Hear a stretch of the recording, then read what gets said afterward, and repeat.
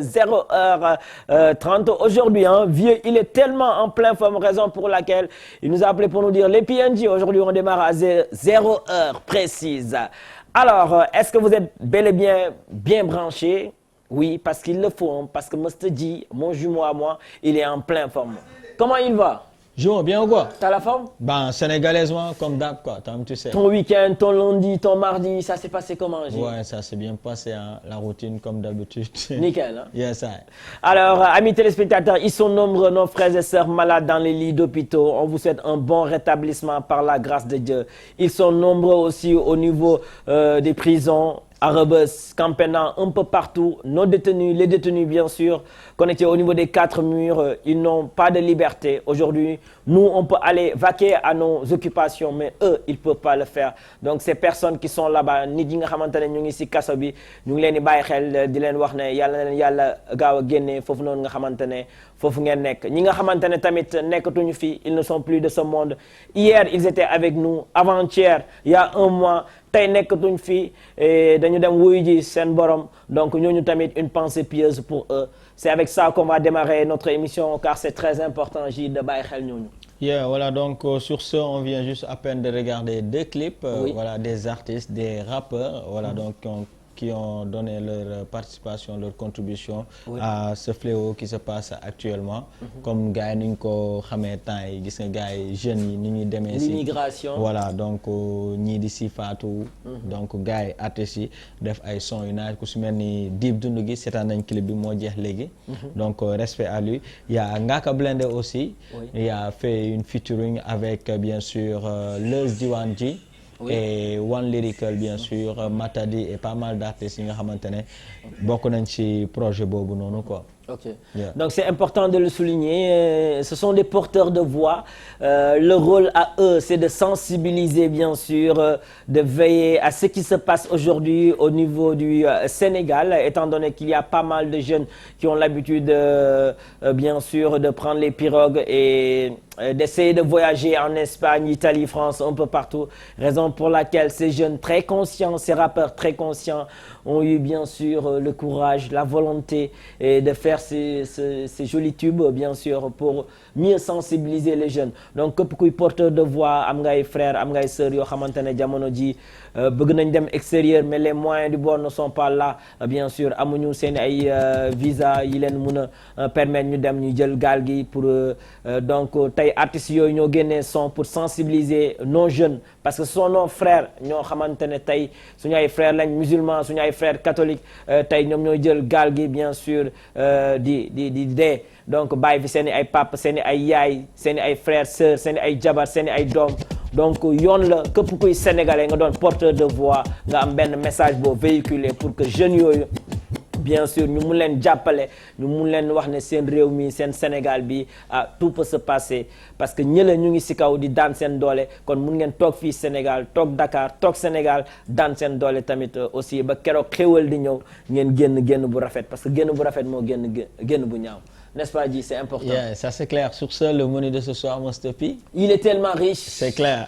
Il faut oser le dire tout de suite. Ah ouais. Pour capter et garder les téléspectateurs. Parce qu'il fait que 0-1 actuellement. Est-ce qu'il y a des branchés qui nous regardent? Les 14 régions. Évidemment. Est-ce que pare nañ pour def show ak PNJ tey? Ah bon? Hein? Mais avant de démarrer le show, je voulais féliciter bien sûr Ndiaga Nour, je voulais féliciter Birane, Bouba Nour, bien sûr la famille Nour pour le samedi passé. Fii tey le show que Youssou Nour nous a proposé le samedi passé dans les coups de 22h jusqu'à minuit, 1h du matin. C'était extraordinaire dans une salle vraiment magnifique. Almadi am ngeen problème parce que am na benn salle boo xamante ne machallah tout peut se passer émission yu nice xëñ na fi ay show yu nice xëñ na fi lu nekk xëñ na fi ngan ni soirée sax xëñ na fi donc ça sera du lourd ce samedi tamit amaan na beneen fi tey koj leen ko à partir de 22h Youssou Ndour en spécial show seen biir TFM seen biir télé ngeen toog seen salon di ko enjoy. Avec l'artiste la star planétaire bien sûr Youssou Ndour di ko wax respect job bi moo ngi nice. Ak jumeau Mbaye Faye qui a assuré. moo ngi cool ça c'est clair. Ok alors moi tu sais qu'est-ce que je vais faire? Oui. Tu sais qu'est-ce que je vais faire J. Dama bëggoon yee les 14 régions du Sénégal dama bëggoon yee le monde entier. Tu sais pourquoi? Ouais. Parce que gars yi dañu namoon show dama bëgg nga may benn show 5 minutes avant d'accueillir nos artistes parce que dañu am 2 artistes aujourd'hui. ok Voilà dañu am 2 artistes yoo xamante ne sont les superstars. ok mais balaa superstar yooyu di ñëw. ji dama bëgg nga wane sa bopp. wane ne gars yi tu vois décembre baa ngi waaj a ñëw. PNG aussi ils seront en tournée kon. tey sa premier mix bi xam nga ñan laa koy may. waa Kaolack. waa Kaolack ah. xam nga lu tax. ok parce que 24 décembre PNG ñu ngi Kaolack. donc tey premier mix bi. waa Kaolack ñu ngi waajal tournée décembre. voilà léegi yeneen région yi nga xamante ne ñu ngi seetaan PNG da ngeen may message ci sama portable jumeau si 244 22 22 en attendant direct bi ngeen wax ñu kan moo bëgg accueillir PNG si région am. waa Thiès waa Fatick waa Tamba en tout cas 24 daal la ñuy démarrer tournée région yi. Aïcha J si c'est bon avec la complicité de Vieux et toute l'équipe. on y va ñu def show tuuti ah. Aïcha let's go. Aïcha dama bëgg dem si wetu Vieux sax man toog. Aïcha di seetaan si moom. pourquoi pas war na nekk. Vieux yokkal suñu retour tuuti. Aïcha let's go 5 minutes de show let's go. Vieux yokkal son yi retour voilà. jëloo kii bi xanaa. non jëloo direct bi waaw Instagram ah. Je rentre tard, je le dis pas. Je suis pas très loin en bas du bloc. Les sentiments sont condamnés. Je vends 10 balles en bas du bloc. Ici pas d'hirondelle, c'est des balles d'ici.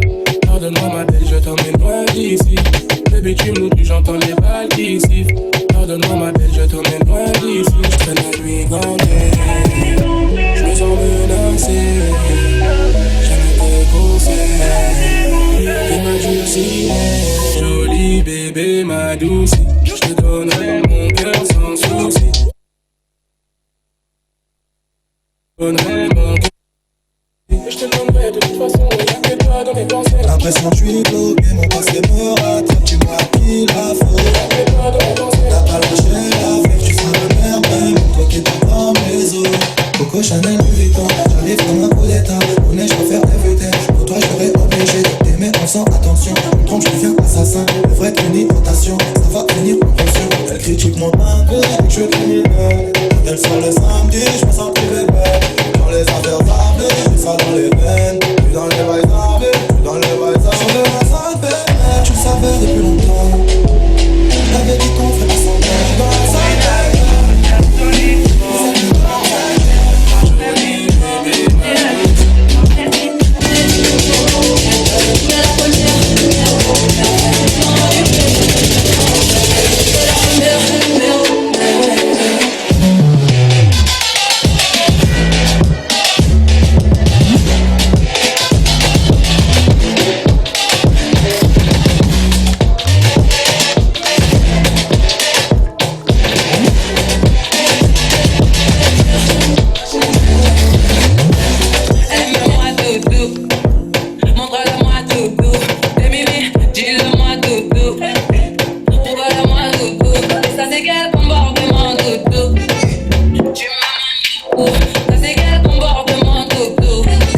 Où sont les doudous, c'est pour vous hein.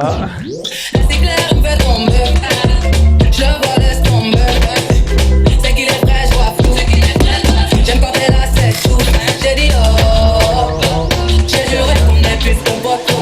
J'ai dit oh. J'ai juré qu'on est plus qu'on pote.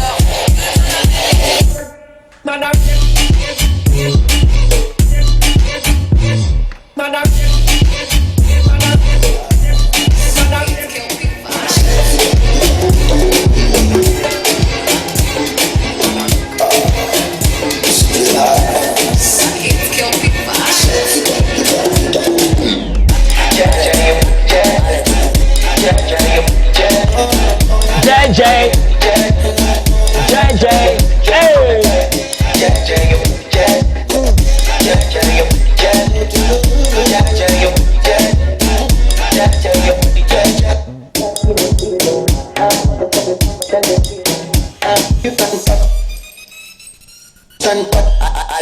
Remix.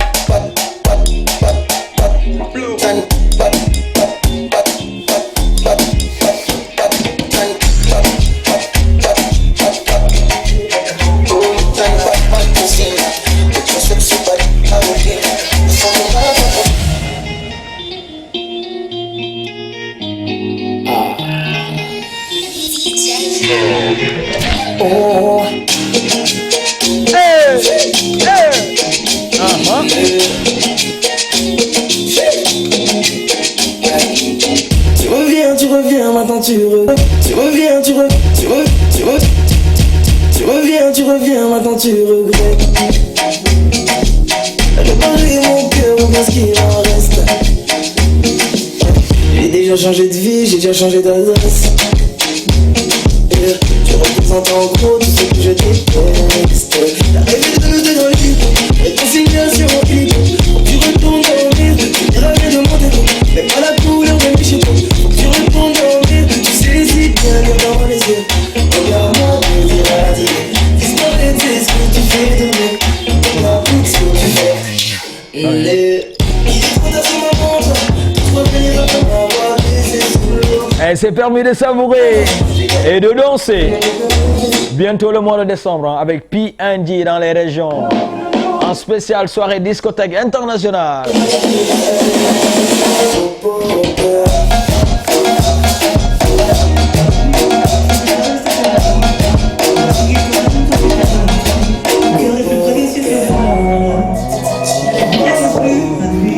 Pour un homme, tu ne veux plus voir le jour. Des milliers entre le rêve de te faire l'amour.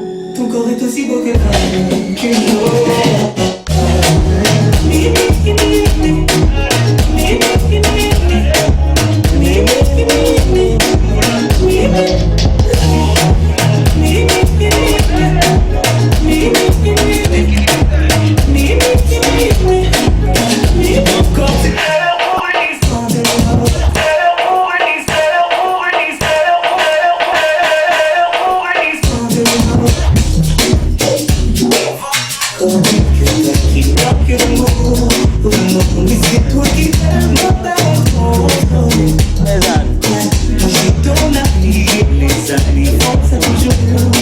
Donc on va parler, puis après on va parler.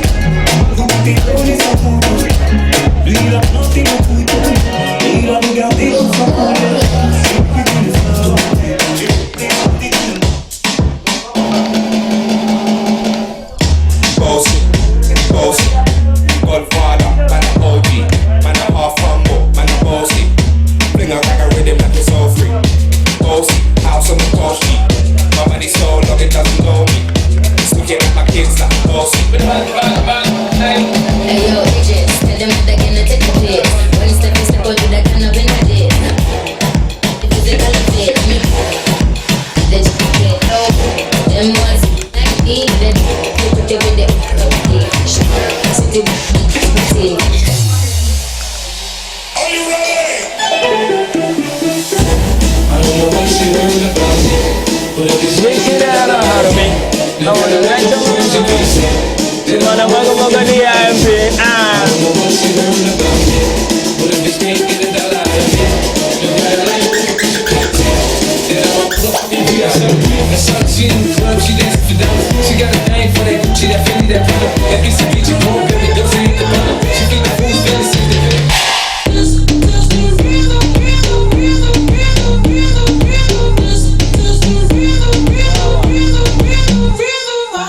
Tonight's gonna be bueno. Talking no problem. Body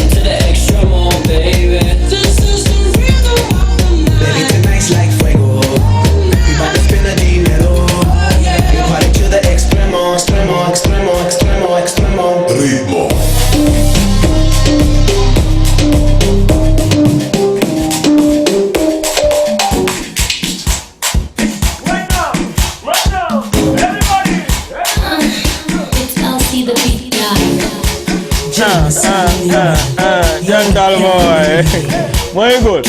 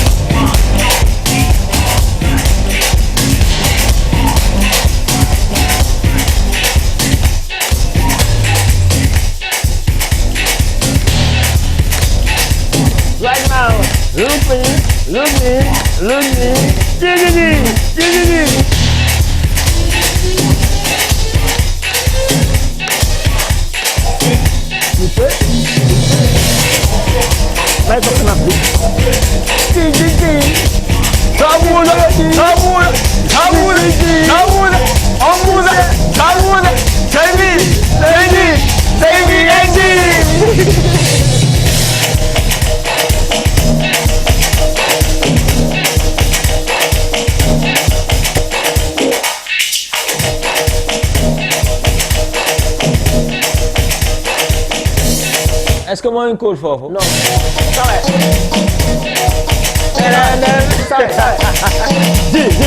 non soirée moo ngi commencé neex rek. bàyyi li ngay def nag bàyyi li ngay def waay. ah ma xool xam nga ma xool bul tax ma xool ñaata région ñoo bëgg a gis PNG tu vois seeni ay dox ma xool. ma lire message yi. waaw ba léegi. grave anyway. Aïcha donc wane leen seen bopp si vous avez aimé bien sûr les quelques minutes de mix de Mon Jumeau manifestez-vous bien sûr. Alors je vais prendre 2 téléspectateurs très rapidement pour voir les régions les plus branchées.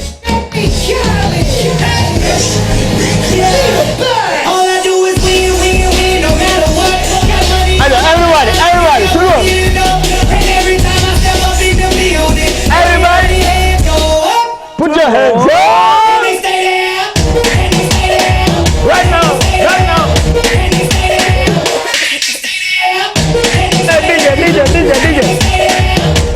DJ!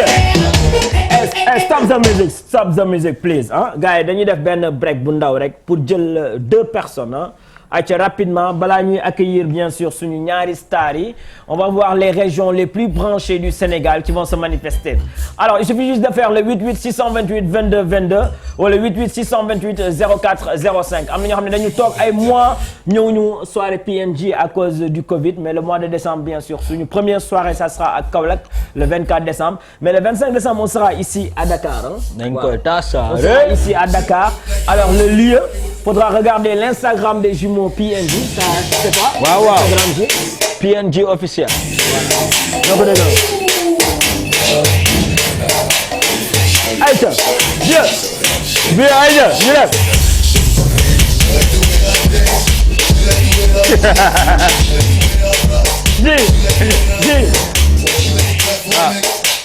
alors ñi nga xamante ne dañu nam soirée Youssou Ndour alors ni lay demee souvent balaa Youssou Ndour di ñëw souvent da ngeen di dégg première partie donc la première partie souvent des soirées de Youssou Ndour PNG ñoo koy assuré de 22h jusqu'à minuit grand bi nag su ñëwee de minuit à 5h du matin tasaare ko moo tax su ngeen di ñëw soirée Youssou Ndour da ngeen di teel a ñëw pour fekkee première partie yi parce que première partie mooy lépp.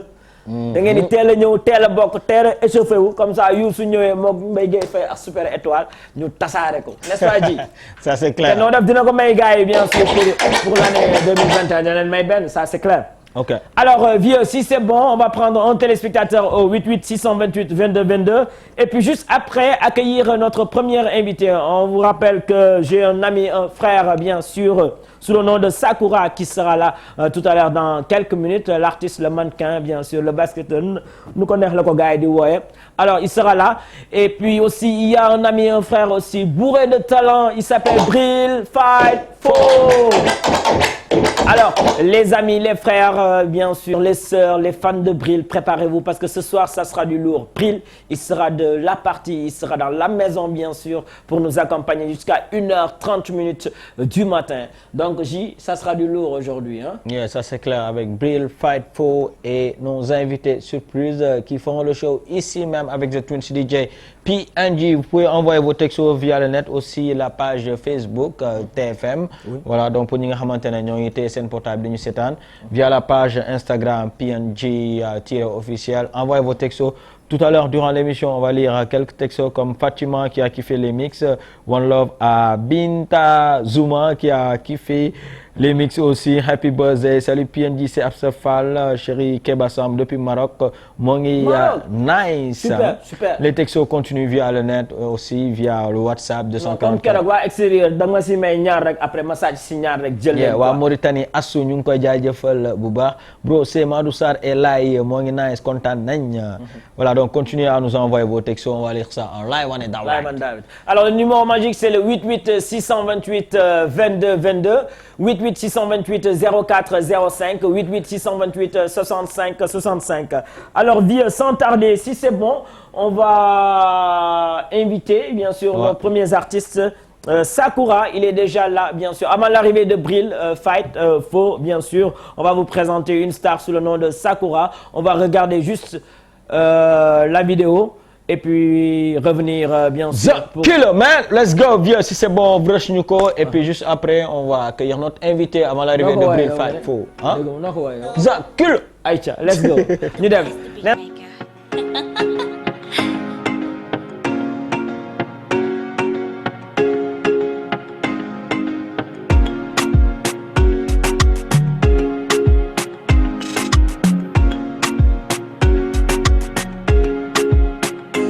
Nekk ak yow every day ba suma tukkee duma guddee yaay sama xol di sama lu nekk bébé siggil nga ma fu nekk ñu dem nañ dem dundi mbëggeel ñu dem bébé ñu dem nañ dem dundi mbëggeel lu may doy gudd fan ba ma yëgee ni yaay sama aljana lu may doy gudd fan ba ma yëgee ni yaay sama aljana jox la lépp ba des sa wéet maak yow ba septième ciel jox la lépp ba des sa wéet maak yow ba septième ciel te bëgg naa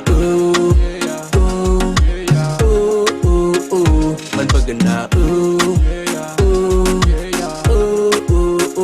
man bëgg naa bi daw la bëgg ba su may xoolee di la génn lu tax soo ma jegee anaconda bëgg génn yow laa taam ci seen biir confiance totale noo def damay fiir sama xol yow lay gis bees mool taay pick up ba pare clean be di la defal li nga bëgg loolu nga mérité yàqal sama xaalis sañ ma sa xol def ma fa prisonnier ndax na nga changé sama life ba bëggatuma génn dañ ma sànni caabi jijël nga ma tëdd pen baby you so sweet fresh and clean come kiss me oh yeah smile for me quickly your white teeth make me free and happy all day every day ba suma tukkee duma guddee yaay sama xol di sama lu nekk bébé siggil nga ma fu nekk ñu dem nañ dem dundi mbëggeel ñu dem bébé ñu dem nañ dem dundi mbëggeel lu may doy gudd fan ba ma yëgee ni yaay sama aljana lu may doy gudd fan ba ma yëgee ni yaay sama aljana jox la lépp ba des sa wéet maak yow ba septième ciel jox la lépp ba des sa wéet maak yow ba septième ciel te bëgg naa man bëgg naa man bëgg naa yaaro de javel ba nga duggee sama life sama ex yëpp seey ni ay microbe ñoom ñëpp la poubelle yaa sama inspiration ndax yaa may binduloo xolu pour yow doy nga mos a yaa ci mës a nekk maag yow la rek mi yéen ñu bul ma présenté kenn dama la bëgg ba bëgguma sa rango ñi génn kon dema ree ma gis sa facette yu extraordinaire di la xool di excité gisuma sa fer Bae, you my lover. Now go fight for your matter. Like your brother from another mother. Yeah. Yo, every day. Masuma tuke, do my good day. Yeah, it's my fall. This summer lunek. Baby, sick kill, I'm a fune. You damn. And then do him again. You damn. Baby, you damn. And then do him again. Lumay doy good fan ba ma yëgee ni yaay sama aljana Lumay doy good fan ba ma yëgee ni yaay sama aljana jox la lépp ba des sa wéet maag yow ba 7e ciel jox la lépp ba des sa wéet maag yow ba 7e ciel ba bëgg naa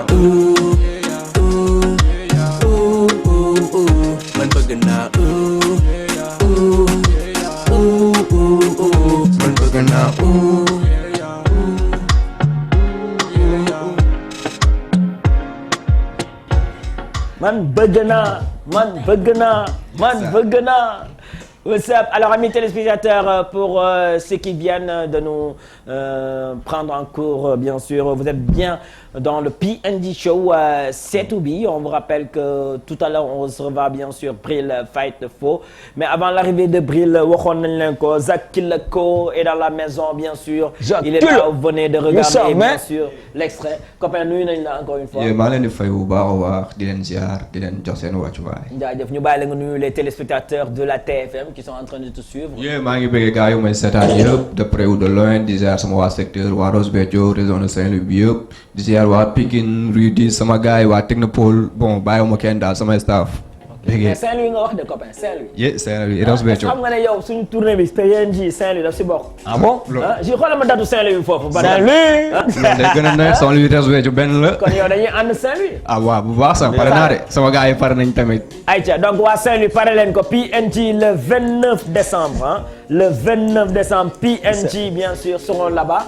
avec suñu star il faut ñu yóbbaale ko. kilo ak Saint-Louis ah ouais. yaa loolu soriwul. le 29 au Mix Club comme chaque année on sera là-bas yeneen région yi maa ngi xaar seen ay messages comme ça ma xool ban région moo gën a yëngatu ñu sàcc ko et puis kale leen date. Aïcha donc juste après les clips qu'on vient de regarder. nice clip bëggoon nañ xam sa tour ak sa sant c'est comment exactement. man Sakura laa tudd sant Diop. Sakura Diop. oui. ok le nom de famille c'est Diop. c'est Diop. ok mais d'où vient l'histoire de Zach Killa fan la jógee. bon Zach Killa bi sama tour la quoi Sakura bi moom lay en général gars yi Jacques lañ lay woowee. Jacques oui mais Killa bi c'est mon dama ko yokk sama tour artiste quoi parce que d'habitude j'étais tellement hardcore quoi comme ni mu daan bindee genre affaire yi demee noonu. après ma amoon benn brodo bu ñu doon tuddee Waykidi Baby ñoo doon ànd di rap temps collège affaire yi demee noonu. moom moo mu joxoon tour boobu ma inséré ko ci mu nekk Jacques Killa après mu jàll quoi ça c'est venu comme ça. mu nice quoi mu nice. ñu ngi waaj a egg 2021 ñaata année nga def ci game bi. bon yàggul parce que ay 2014 2015 mais 2016 laa décidé def carrière musicale quoi. ok lan moo la ci dugal. bon dama ko daan foowee temps yi may def. amoon benn idole tu avais une star boo xamante ne kiffé nga ko et tout. oui amoon na benn star bu ma jege woon trop ñu doon wax Akhlou Inde Mouti parce que tey jii su ma demee ba nekk tey artiste mën naa wax ni influencé na ma lu bëri quoi. parce que d'habitude da daan ñëw foofu ci Fosco yi genre dañ daan ànd lu bëri quoi. Fosco yi mooy journée culturelle école yi affaire yi demee noonu ma daan foowee ay textes après. année bi nga xamante ne ay côté 2012 ñu defoon benn son bu tuddoon l'éducation nationale. bu woon ci affaire grève scolaire yeeg affaire yi demee noonu bu def benn boom après ñu ne pourquoi pas quoi ñu continuer def carrière musicale parce que am nañu talent bi et tout. et mu ngi nice tamit. ok ñu commencé ko tasaare. waaw ñu commencé ko tasaare après en 2016 2017 mu amoon kii benn coproduction avec le label Reptile Music. ñu defoon ay liggéey yu nice. waaw bu ñoom Dip waaw. après. mooy loolu daal si laa xamee ñoom benn bi moo réalisé vidéo bi ma koy shout out de passage mu nekk sama bro bi nga xamante ni daal depuis bu ma commencé nekk ci game bi ba tey yàlla daf ñu boole. moom muy fil lu may def man tamit ma fil lu may def ba mën naa wax ni peut-être sama réalisation yu bëri moom moo koy def. ok muy Mr Ben bi ma koy bëggee bu baax a baax ak Ido mi nga xamante ni moo job beat bi moo job sound bi tamit. clip bi foo ko tourné clip bi. clip bi bon ñu ngi koy tourné nañ ko diggante Saly. Saly fii Mbour quoi. yeneen séquence ñu ngi ko defee fii nii Dakar.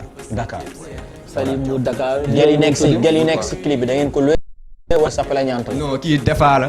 di sama waaye sama lu tax nga ne def ko loué yow waru mun a am gel yu mool yi di ko tourné non bu leen loué sax waaye sa wax loué waa Rosso war nañ mun a am yu baax di ko tourné nga gis Saly la dëkk muy Defa tamit di sama système bu cool moom it artiste la mi fii à Dakar di def ay affaire yu nice tamit moom moo vieux suñu réalisateur bi nee na borom à la garçon bi moom moo koy daaneel vieux da nga ko naan mu yéemale bëgg am na ñaar mais am na droit am 4G. non mais instant yàggul moom duggee si ñaareelu kii bàyyi ko mu kii. ok. récupérer quoi. Aïcha donc vous l'avez tourné à Saly un peu partout. oui à Saly diggante Saly ak Dakar quoi Dakar. Saint-Louis laaloo ko si sa dëkk. non si clip bi non sama premier clip moom Ross Béthio laa ko defee Ross Béthio exactement man foofu laa dëkk. ok Ross Béthio quoi parce que Ross Béthio Saint-Louis d'ailleurs benn la mais Ross Béthio laa defee sama. bokk na Rosso Mauritanie Rosso Béthio. non dafa am Ross Béthio am Richard Toll am Rosso Mauritanie. ok Rosso Mauritanie mooy. kii quoi moo gën a jege Mauritanie quoi en fait. alors si sa carrière lan nga jotagum réaliser tu as sorti des singles one by one et tout soo génne nga mixtape génne nga album fan nga toll si sa cursus. def naa ay sound yu nice def naa tamit 3 clips bi mooy sama 3e clip. ok te avant décembre ci fin du mois bi nii ñu ngi juste ni ñu nekkoon ci tournage. waaw ñu ngi si tournage nii di def benn vidéo bi nga xamante ne xam naa dina génn si mi-décembre bi dina nekk benn affaire bu nice instant yii nii dañu gën a concentré aussi ñu ngi woon ci projet nag mais dañu gën a concentré aussi côté visibilité bi mooy def ay vidéo yu nice après bu demee si 2021 bi incha allah xam naa bu ñu ñëw album la ñuy indaale. album bi 2021 ngeen bëgg génne album. tu as eu à faire quelques spectacles quelques concerts soirées et autres. oui def naa ay spectacles daaw ñëw ngeen Saint-Louis si nu mu tuddee benn festival bu amoon place Ablaye Wade ak français bi nga tasaare ko joué naa fa yéen ngi fa woon ñoo fa nekkandoo woon ensemble en plus am na ay show yu mag yi nga xamante ni invité nañ ma fa di stade Iba Mar def naa CICES def naa pas mal de spectacles quoi. ok alors tu veux être en collaboration avec certains artistes d'ici. si est-ce que bokk na si say projet def ay featuring nga xëy artistes yu nga si pare naa pour def ay featuring waaw dinaa ñëwaat ci plateau bi di ngeen ma woowaat dinaa ñëwaat ci plateau bi. ñu gën ko yaatal la. ñu gën ko yaatal dinaa pare ay affaires yu naas yi nga xamante ni game bi daañu ko def nii. ok léegi yaa ngi fii Dakar mais sa base fan la quoi. maa ngi fii Dakar sama base Technopole Pikine. ok King Pikone mais. King Pikone maa ngi diggante Pikine Saint-Louis Ross Béthio.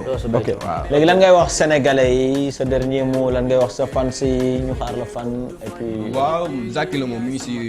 côté portail réseaux sociaux yëpp maa ngi Twitter Snapchat maa ngi Instagram boo defee Zaki la Kowe rek après ne mi dina génn gars yi nag nañu xaar maa ngi ñëw maa ngi ak ay affaires yi nga xamante ni nice gars yi daañu dégg fépp. ok Zaki la dañu wax ne Bril Fight Fo moom la ñu war a recevoir juste après yow te mu ngi si coulisses yi te moom jamono ji dama jot benn message am mu ne ma kii gaw ma ne mun na rap tu vois dama bëggoon si benn 30 secondes rek comme que beatmaker la moom nga gëmloo ko ne sa waay yow da nga jum li nga message pii noonu loolu amul. voilà may ñu benn affaire bu ndaw rek. maa ngi ci nay nooy dugal xaalis bëgguma mer di ma seet si police artiste bu riche wala dealer bu siiw xaalis bu bëri comme Dangote moo tax film bu bëri la rangu tey.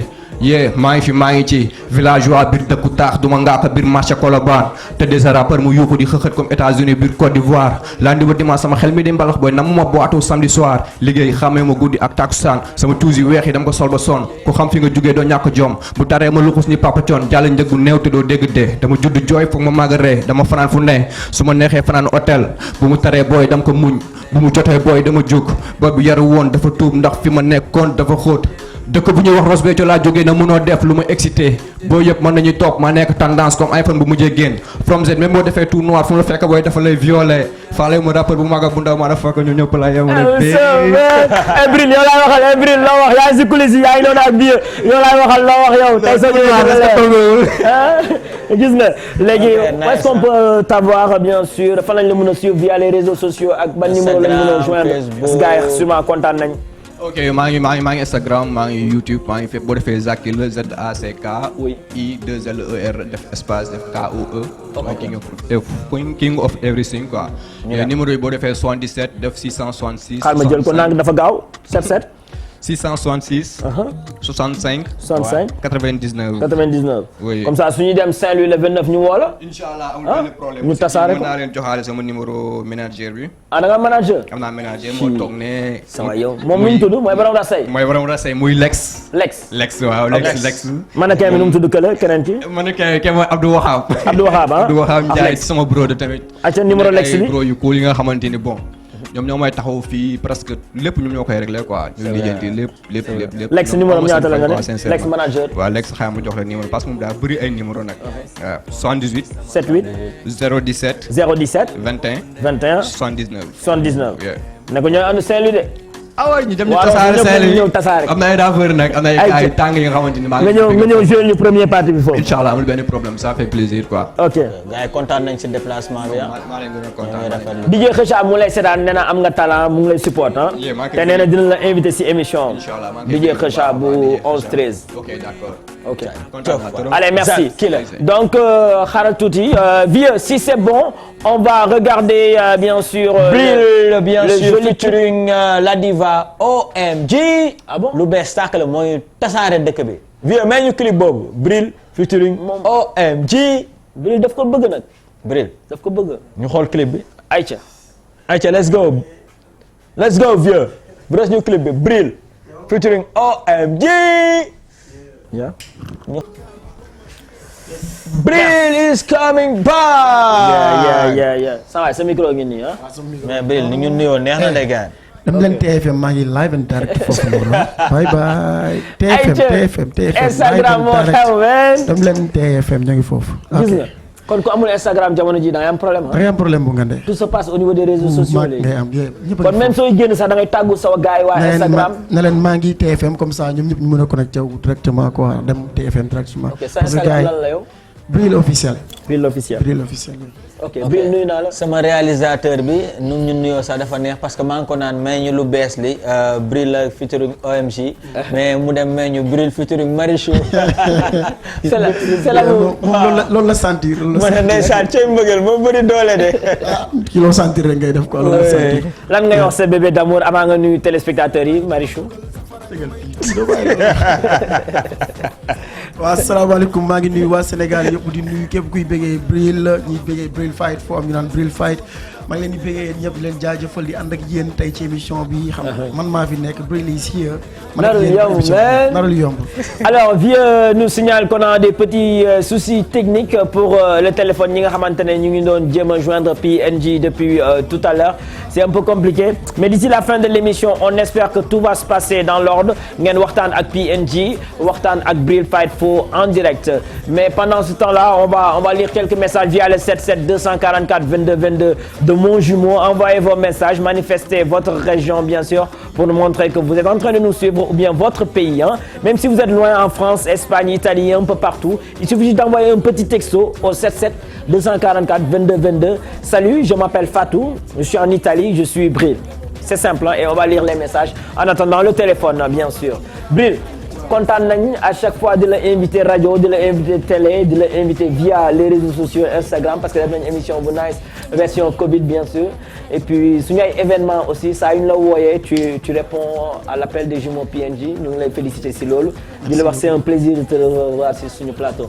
merci ça fait plaisir man aussi ma leen dellu di leen féliciter di leen wax ne ça fait un très grand plaisir d'être avec vous ce soir comme d'habitude rek man depuis sama début carrière ba léegi maa ngi ànd ak yéen donc gars yi tey rek may ñëw sama benn gars yi nee na ma xanaa yàgg PNJ 50 émissions nga ñuy def ma ne ko bon c'est normal à chaque fois que ma di lu bees rek c'est normal ma jaar ci PNJ présenter ko samay fans puisque tey c'est la famille quoi bañ na ba damay gis ci samay fans ñoo xam ne tout le temps damay noter ay Fatou PNJ ay Mami PNJ donc ñoo xamante ne ay fans Bril lañ mais aussi ay fans PNJ la quoi donc c'est la famille qui se retrouve ay kuy bëggee PNJ c'est normal que nga bëggee Bril parce qu'on se retrouve J c'est ay soirée tu vois ay son Bril da koy teg et tout donc c'est normal dëgg la moom nandite la suma concert su ma tegee son Bril du jeex sax xale yi ñoo koy woy ba mu jeex quoi l'autre jour dama def benn publication quoi ne dama am benn affaire bu ma metti quoi mooy ñun les artistes sénégalais on fait tout pour faire des musiques yoo xam ne war na mën a daw ci ay club mais boo demee ci club yi gars yi son kaana yi lañ fay teg wala son tubaab bi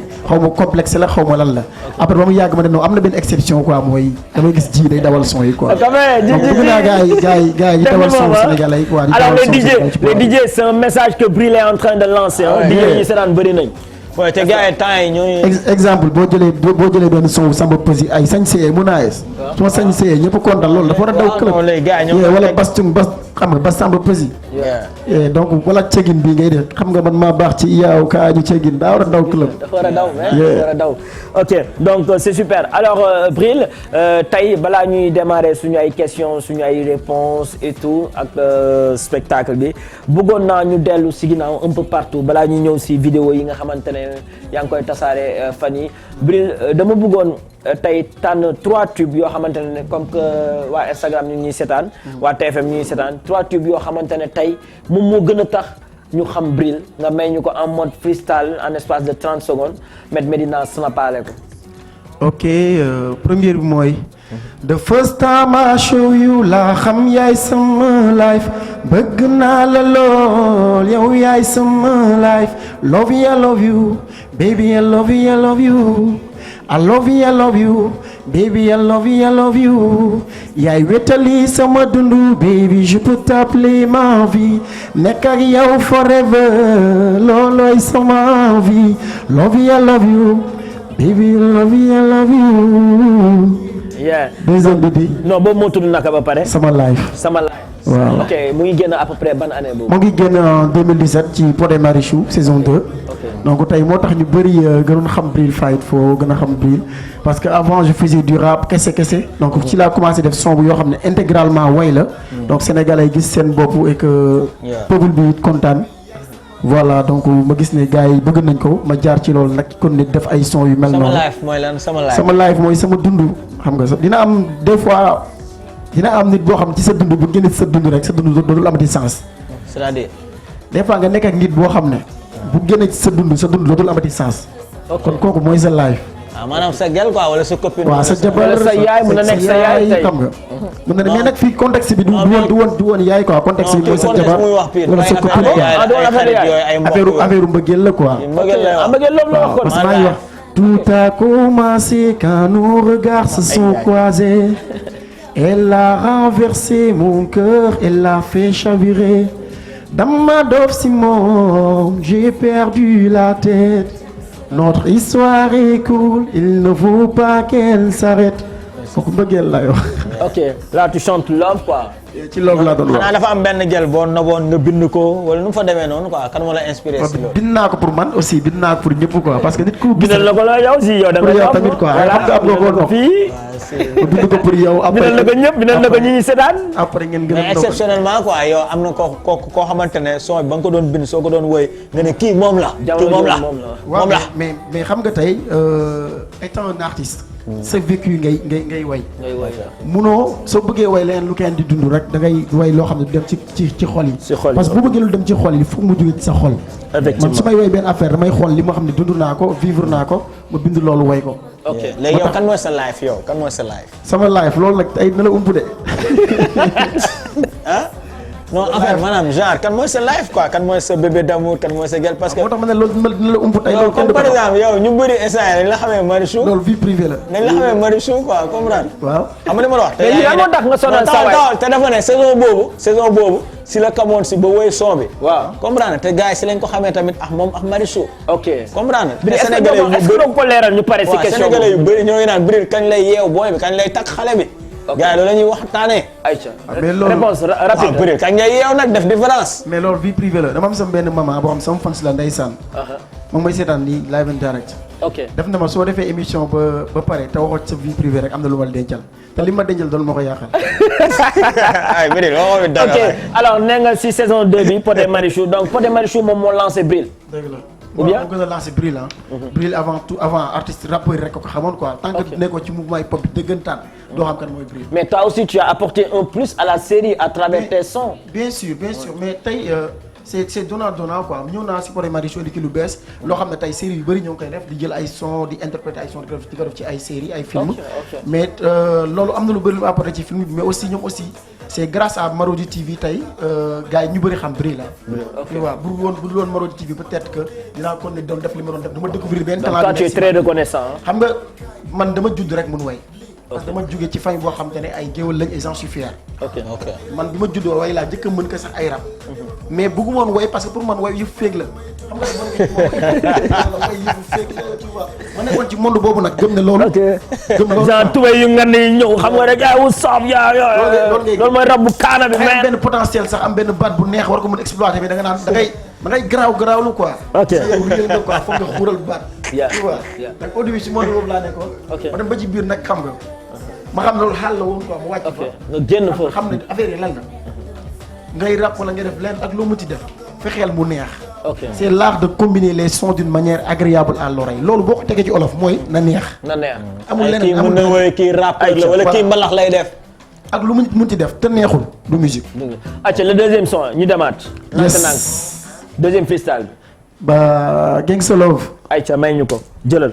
nit ñaar li ñuy dund kenn mënu koo xam tey dañuy gise bu subaa ñu reeroo mën nañ xulloo ma foog ni man rek nga ba te duñu bàyyi tey mën nañoo xulloo suba ñu gise waat jubo bés bu nee ñu laaj ma lan ngay toppee kii am na sax ñu naan ma gis nañ la keneen jubo hey girl stop trying me yo nee nga balaa nga am jàmm rek yow foog ñu jotee sometimes I think girl you crazy yo fàtte naa li ci topp waaye noonu la may naa ko pi ak Eva waaw li mooy gangsta love tey ñuy rayante suba ñuy rayante am na loo ma def ba tax na mënu ma fàtte gangsta love may naa ko pi ak Eva waaw. Eva dama bëgg nga dugg en direct nag après nga battre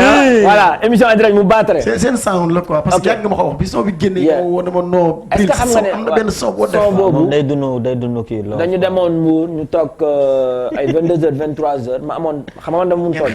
voilà ma tooñ ko.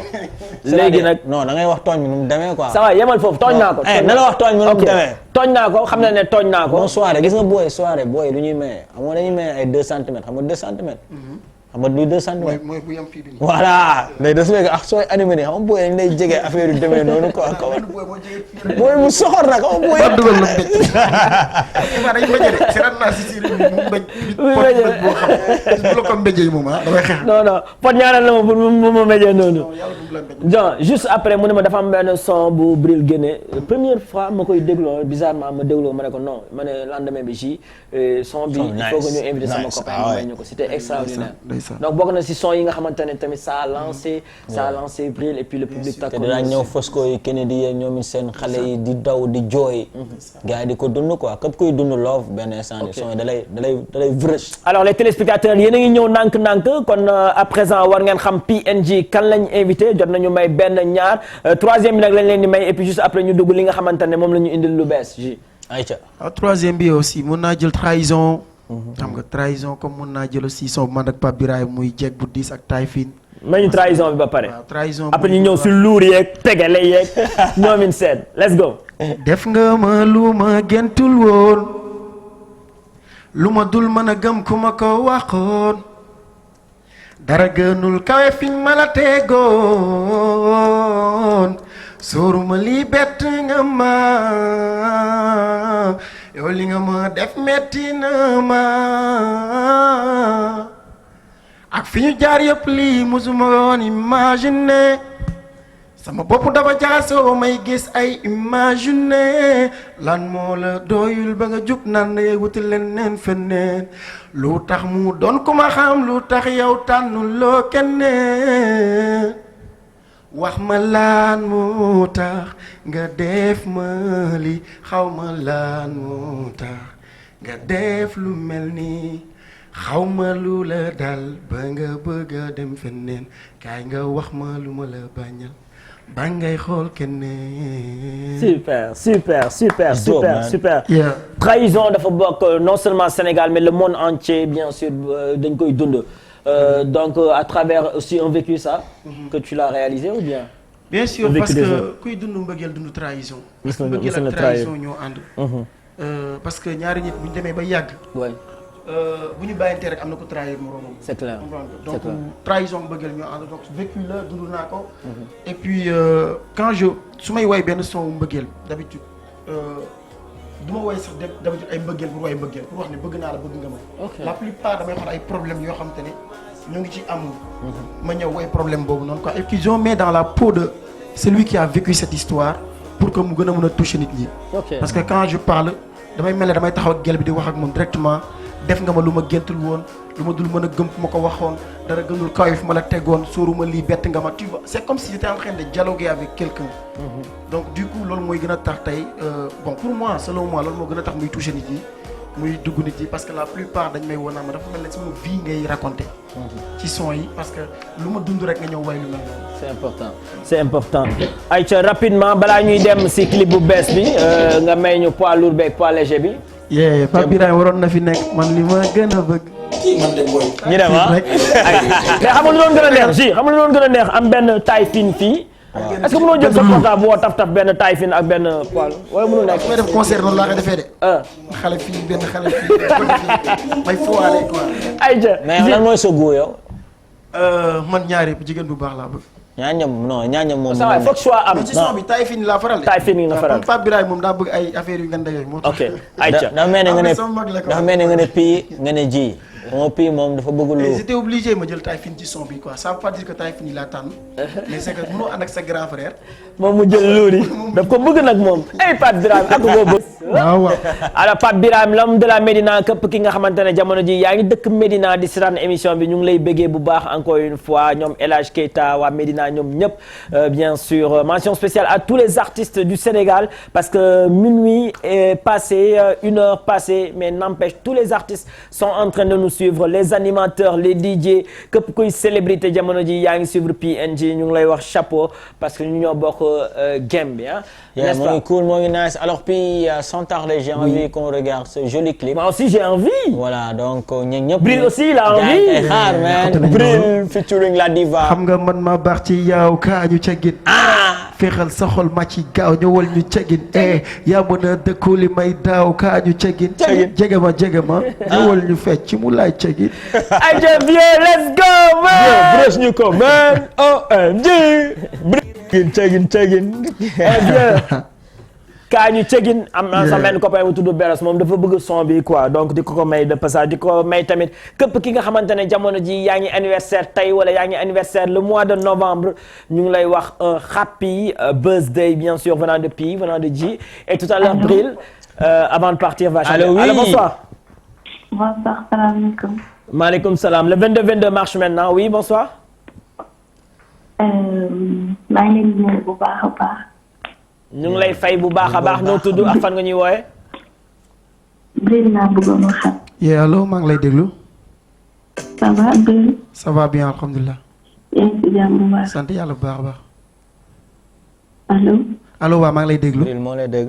li ngay def nice na trop. merci beaucoup merci. Sénégal yi kontaan na si yow. dëgg la kontaan naa si ñoom tamit. lu mu bëgg nga woyal ma. lan laa lay woyal. nu mu tudd mu ne. allo. noo tudd d'abord. noo tudd. ginaaru Gabon.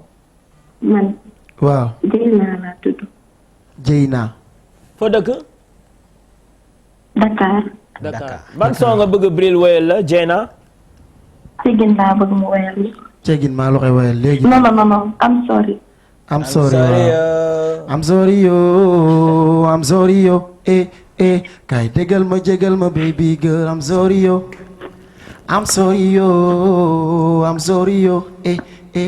Déggal ma jégal ma baby girl I'm sorry yo.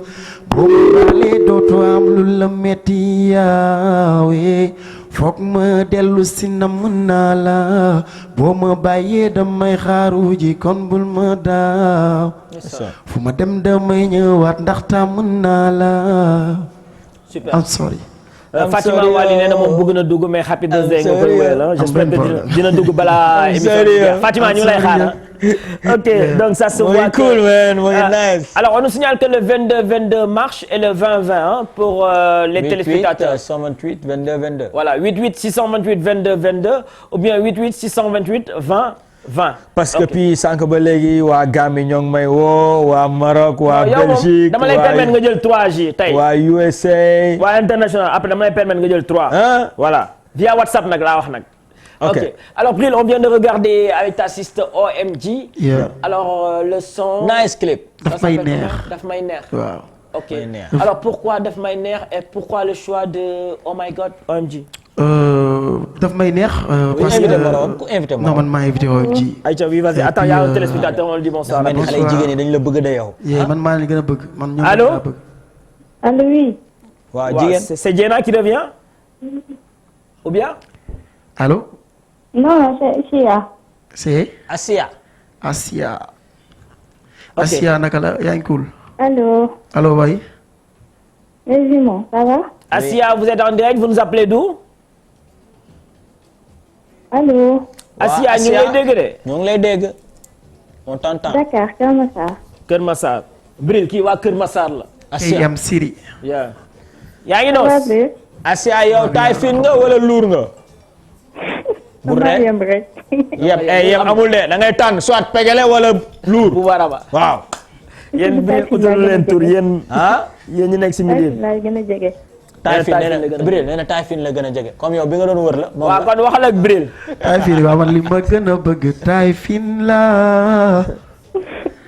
ba du yenn waaye xam naa lu bopp aatan bëgg naa ku yem xale bu magul atam. waxal maa ngi lay déglu. Taïfin seen du moom. waaye fàttan seen bopp ñoo ko moom.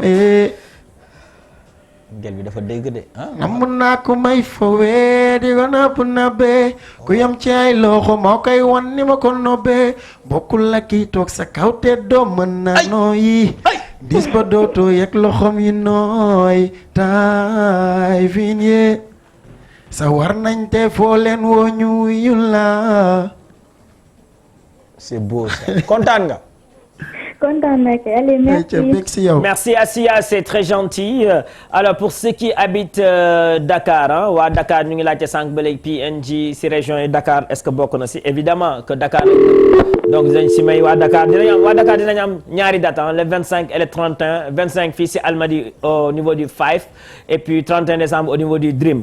Alors Bril ñu jekkali rapidement ce featuring ak Oh My God. déjà le son intitulé. oui donc c'est benn son bu ñu def bu tudd daf may neex. donc may remercier bu baax OMG ci participation ci projet bi donc ci son bi et puis c'est un son boo xamante ne on l'a sorti xam nga ci benn semaine mu am presque 600 000 vues gars yi di ko partager partout donc il y a presque ay 10 000 personnes qui l'ont repris sur TikTok. donc mu doon son boo xamante ne vraiment bon j'ai été surpris. gis ne le peuple est content.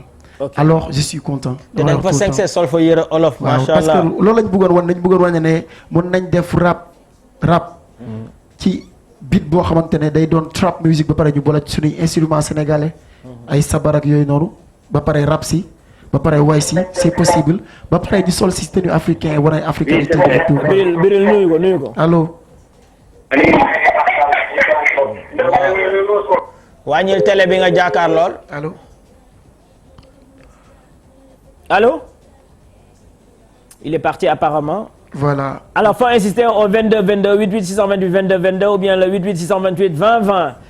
Bril on te laisse terminer. oui ñu def son bi mu nekk son boo xam ne dafa génn vraiment je dirais que presque c'est une première au Sénégal parce que projet la boo xamante ne du man kese maa ko def mais je l'ai fait avec des frères artistes parce que sama intention moom mooy ñu yëkkati musique sénégalaise yóbbu ko fu sori.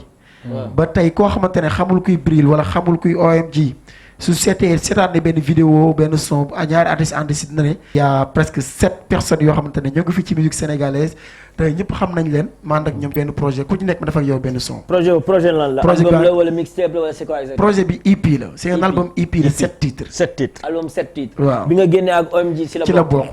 ok donc maa ko am ñu génne daf may neex mi premier titre bi. après y aura man ak Omzo Dollar. Omzo men kaana.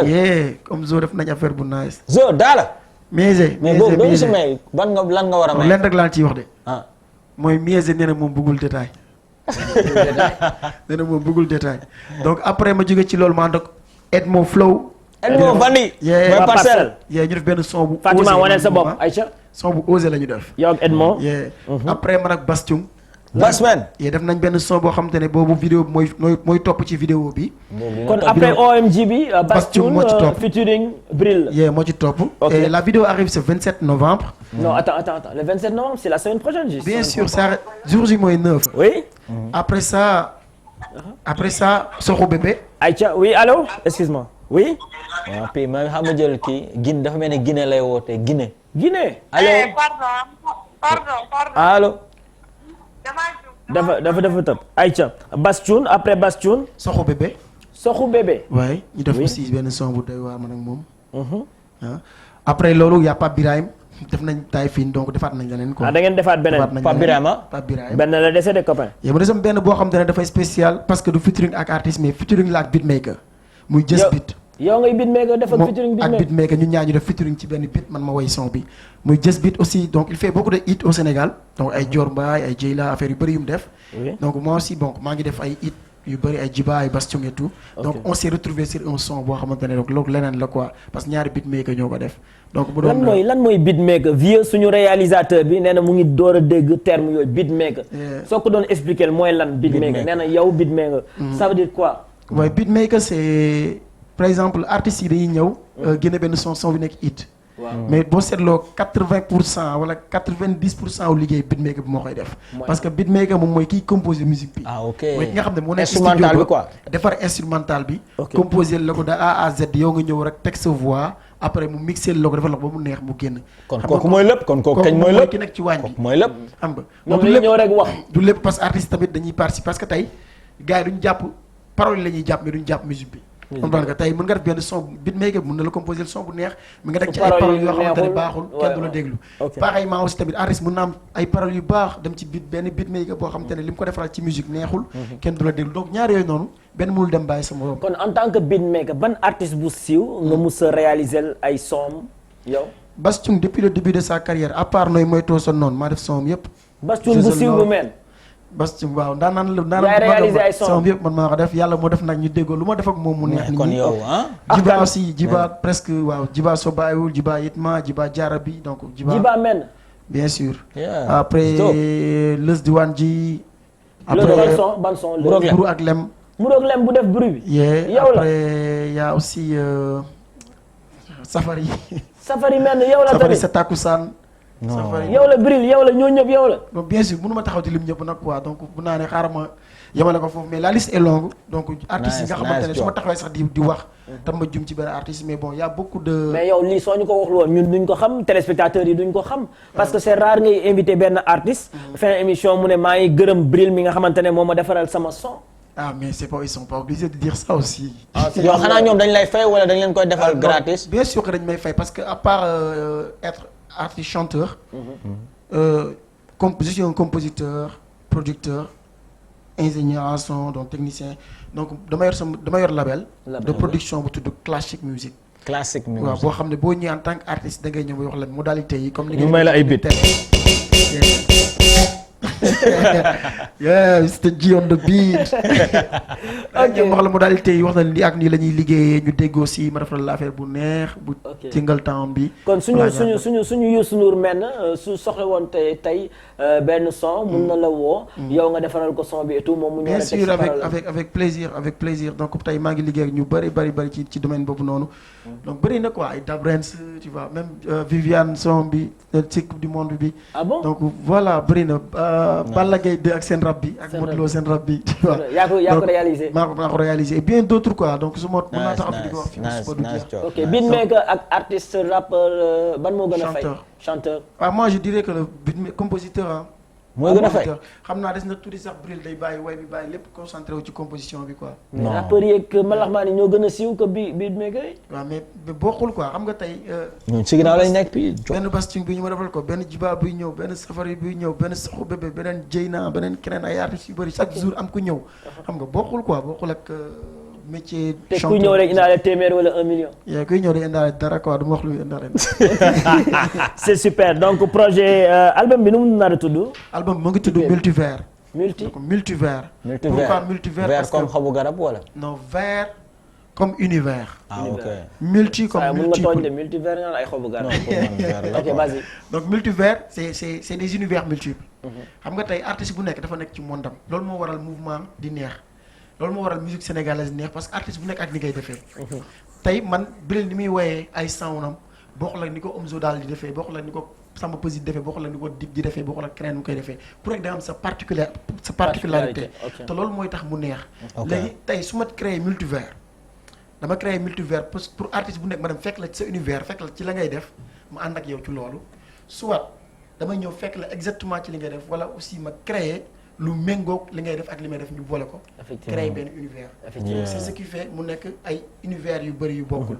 là volume 1 laa def pour ne pas dire que ñi ma àndal ñii rek laa faral ñu laa defal ay son. ah volume 1 ça veut dire que day am volume 2. ça veut dire que novembre bii di ñëw incha allahu rabbi. dina amaat volume 2 amaat ay yeneen artistes. yoo xam te ne en dehors de ces 7 artistes il y a d'autres artistes qui sont en attente. Super. Il y a d'autres sons il y a d'autres prods. mais fan ngay rootee fan ngay inspiré woo maanaam fooy jëlee xalaat yi beat beeg texte yeeg affaire yu demee noonu. quelle est ta source d'inspiration Marichou da lay jur góot wala nu mu fa demee noonu affaire yi di ñëw. en fait loolu c'est naturel quoi loolu c'est naturel man sax xaw ma fan lay jógee c'est naturel mais yàlla def na ci man ba képp ku ñëw ci man boo taxawee boo wayee rek. boo wayee rek wala nga wax ma li ngay def dama lay proposer na la lii la ñuy def exemple laa lay jox Basak Samba Peuzzi mooy ku taacuwul ñu jël sa xol. dugal ci sa exemple bi ma ko njëkkee defar proposer ko Bas dana moom du def tegu ci lii. boobu yaa ko defar. du ma tegu ci lii du sama style. ok tu vois ma ne ko non attends je vais essayer de sortir de ta zone de confort. ñu def leneen quoi. ñu fël essayer de faire un son boo xam day nekk ci entre mbalax ak hip hop donc on va sentir un beat hip hop dans un son de mbalax. et tout. donc au début bon artiste mën na ñëw du sentir sax yow li ngay wax. oui mais c'est toi le beatmaker le producteur qui yow yaay am confiance que ni lii moo war a dox. artiste bu nekk da nga war a xam couleur musique am lan la. yëngale tuuti ma xool yëngale tuuti ma xool bu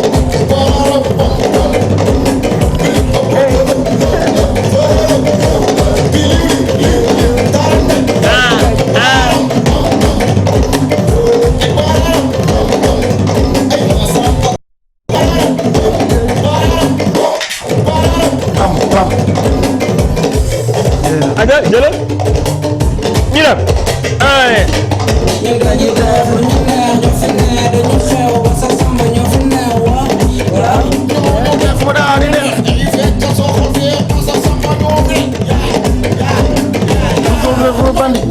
bandi bandi lu ko ragal waay bandi bandi lu ko ragal waay doxal yaram doxal bandi ñaara sa yaram bu ko ragal waay ñaara sa yaram ñaara sa yaram bu ko ragal waay bandi bandi lu ko ragal waay bandi bandi lu ko ragal waay ñaara sa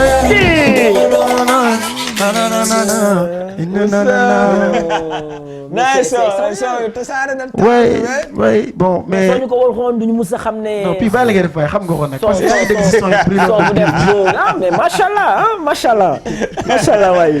macha allah aussi Bass nekk tamit nit boo xam ne bon macha allah lépp lu mu def rek nit ñi bëgg ko tu vois. donc raison pour laquelle on a fait un son qui arrive bientôt mu tudd lan laa la def. ok donc gis naa ne sax def naa ci benn sinap bu ndaw gars yi di ko TikTok fépp. ba bi ma ko gisee TikTok bi sax man dama tiit quoi dama ne waaw kon son bi egg na fii. ok kon deuxième clip bi daal Bass Thioung lay doon. yee man ak Bass Thioung lan laa la def kañ lay génn nga ne. ça sort le 27 novembre. en plus le 27 novembre. son yëpp ay génn. donc gars yi nañu dem supprimer son yi dañ doon seen portable yi seen ordinateur yi sa machine bi dindi son yi nga supprimer ko nga am espace bu ngandee am ay son yu bees xoolal yu neex. xam nga bu ñu nee la Bril ak Omzo Dollar. ne la Bril ak Soxu Bébé. ne la Bril ak Edmo Flow. ne la Bril ak Pape Birahim ne la Bril ak Jës bi tëgg nañ benn bit ànd ci nga war a supprimer son yëpp nag xaar ko nag. ok ça sera vendredi bi di ñëw bu si topp. bi ci topp incha allah 27 novembre. alors c'est à ne pas rater fan lañ ko mën a amee bien sûr IP boobu. les sons seront disponibles partout parce que man tey ci multivers li ma ci gën a soxla mooy que musique sénégalaise gars yi découvrir lu bees gars yi aussi xam ne artistes yi ñoo ngi. booloo seen biir parce que c'est l'union qui fait la force. gars yi xam ne tey ñun on est ensemble pour que musique sénégalaise gën a dem fu gën a sori tey. man sama défi bi gën a ngande moom mooy tey fii nigériens yi egg ci musique ba ñu leen di consommer Sénégal consommation bu metti bii ñu dem ba Sénégal ñu leen di consommer Nigéria consommation bu metti te loolu c'est possible quoi te dama ko gëm donc du coup te gëm naa ne du man kese maa ko mën a def quoi. Ok, mais tu dis l'union fait la force. Est-ce qu'aujourd'hui les artistes sénégalais sont bel et bien unis?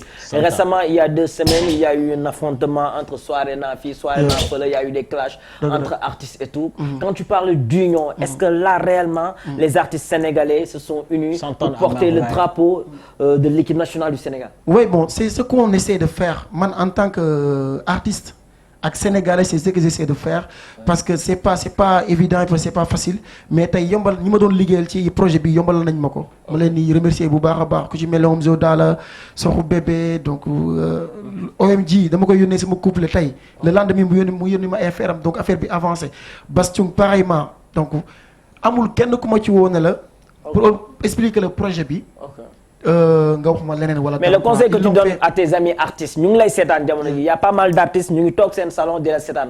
tey ban conseil nga leen di jox ci game bi nga xamante ne moom ngeen bokk yéen. li ma leen di jox rek moom mooy que ni musique bi dafa yaatu. musique bi comme géej la ku nekk mën nga jël sa wàllu bàyyi kenn jël wàllam quoi. xam nga tey ñun ñëpp am nañ ci place quoi. tey ñëpp am nañ place keneen ki li muy am. terewulaa am li ngay am keneen ki li muy def terewulaa def li ngay def. et man je crois que ni Sénégal dëkk bu ndaw la boo xamante ne nii. musique bi mënuñu ko yóbbu fenn tant que ñun ñëpp ànduñu quoi. il faut que ñun ñëpp ñu ànd pour yóbbu musique bi fenn man mënoon naa toog sama studio composer sama son bopp.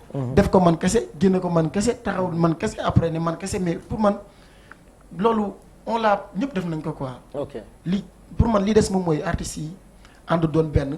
collabo yi di gën a bëri. Sénégal musique bi neex na trop mais collabo yi ñoo tuuti. artistes yi nga xam ne dañuy ànd ñi ñi xam leen ñu da ànd def ay son. loolu bëriwul. comprendre mais tey dañu waroon di gis ay affaire ay xam nga ay featuring yu mag ci musique sénégalaise ay Viviane featuring Titi. loolu it la. wala kenn ak ay artistes yu mag yoo xam dañu war a ànd ci musique man. loolu laa gis quoi. tey artiste boo xam ne gis naa la tey ngay def lu nice am public boo xam ne ñoo ngi lay déglu man am naa sama public bu may déglu déjà dinaa la woo ñu def benn affaire. bientôt di nga gis ay Bril Samba Peuzzi Bril One Lyrical Bril Dip Bril keneen ak keneen. Inch'Allah rabbi parce que loolu laa bëgg ci musique. Ok, vous étiez affecté à cause du Covid-19 gis nga yaa ngi gis barigo yi est-ce que. corona gis nga loxo bi et tout tu vois. nekk artiste Bril nekk artiste toog ay 8 mois. defoo concert defoo soirée. naka ngeen ko dundee yéen en tant que artiste. C'était très dur. Très dur defuñu dara on est resté enfermé emprisonné donc toog suñu kër yi defuñu dara tout le temps surtout quand y avait le confinement 20 heures rek après gars yi tëj ko te man nga xam ne excuse-moi vieux nee na 5 minutes moo ñu desee ayca voilà je vais faire rapide léegi ci Covid bi comme defuñu woon dara dañu profité ci loolu enregistré ay son yu bees léegi jël son yu bees yooyu ñu enregistré jël naa ci 7 rek pour gënal leen benn projet donc plus nga ñuy dem ngeen xam ne donc Covid bi nekk ñu woon di chômer quoi. tooguñu woon sans def dara ñu ngi doon liggéey. pour chômer ngeen financièrement. mais pas fii quoi pas mentalement quoi. ñu ngi doon liggéey. ñu ngi doon enregistrer ay sons yu bees ay projets yu bees. et que là li ngeen ñu dégg nii yëpp ay affaire la yoo xam ne defoon ci moment boobu lañ ko enregistré. ok si ngeen doon job mais. lañ doon liggéey bu baax a baax. parce qu'on avait le temps on avait l'inspiration on avait tout. ok comme que vieux daf ñu signaler ne 5 minutes moo ñu desee bëggoon naa ce cri de cœur à l'égard des immigrés d'aujourd'hui vous êtes porteur de voix tey gis nga sa ay frères bien sûr yu dugg ci gaal gi pour dem Espagne Italie France un peu partout à travers le monde entier. Quel est le cri de cœur en tant que porteur de voix que Bril a envie de lancer à l'égard de ces jeunes qui vous suivent vous les artistes. oui avant tout damay wax ne man dama nekk benn artiste boo xamante ne tout le temps awuma par exemple ne Bril lii ko sa lay def am na ñoo xam ne dañuy sama son love yi ñoo gën a siiw moom la ñu gën a xam mais des fois damay def ay sons yoo xam ne c'est un peu engagé comme ay étudiants Bralon Jooyu Xol et bien d'autres donc sur ça def naa benn son tuddee ko Bralon.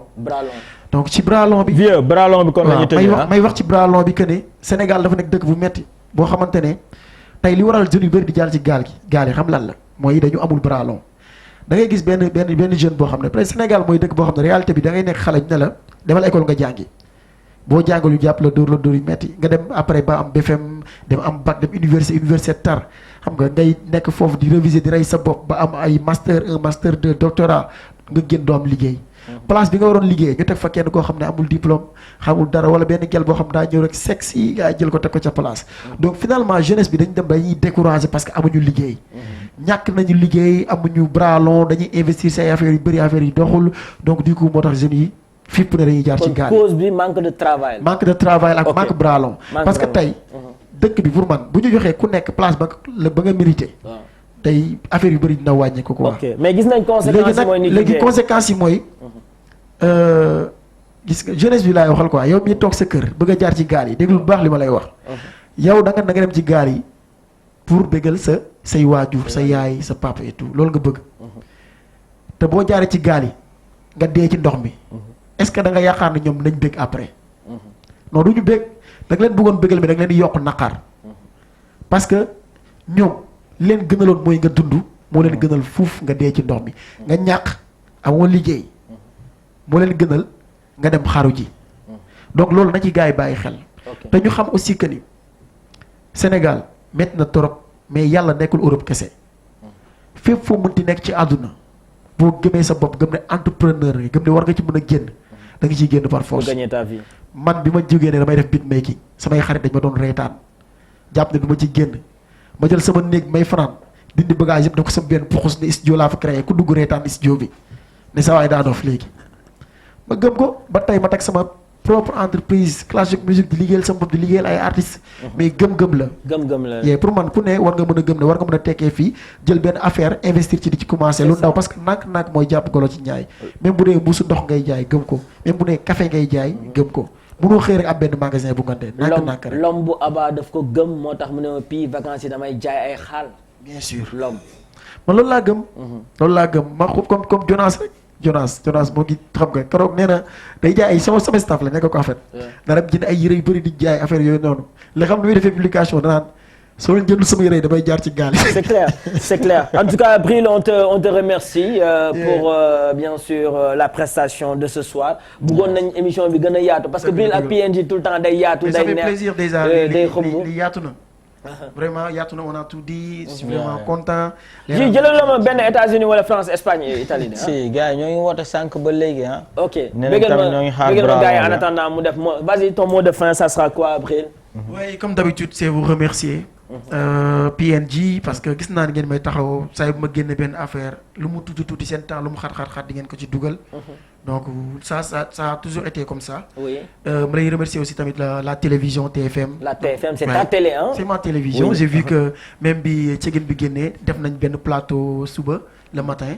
Yeewu Leen je crois pour waxtaan vraiment ci morceau bi décortiquer ko waxtaan ci style de musique bi ak style vestimentaire bi et tout donc si yónnee nañ ma vidéo yi donc loolu moom kontaan naa ci. mais remercier bu baax dama ko Abba non dama ko Abba. ok naa la booleeg Abba comme ça mu jël non fii kay foog ma jaar ci émission yëpp ñu toj bu baax a baax multivers bi sur le fond ma ñëw ak artistes yi yëpp incha allah ñu toog gën a yaatal ci loolu noonu quoi. tasaare ko donc damay profito may dédicace ay. sama benn gain bu tudd Papis.